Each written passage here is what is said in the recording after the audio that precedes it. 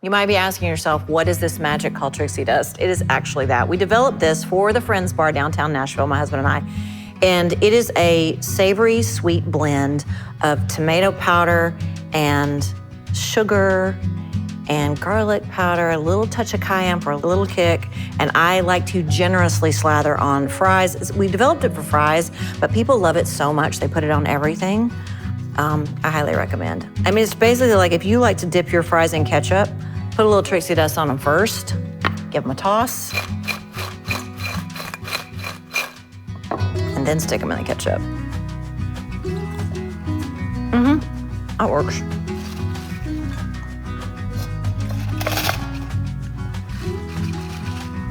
Oh my gosh, it's so good. You won't know what you did before it.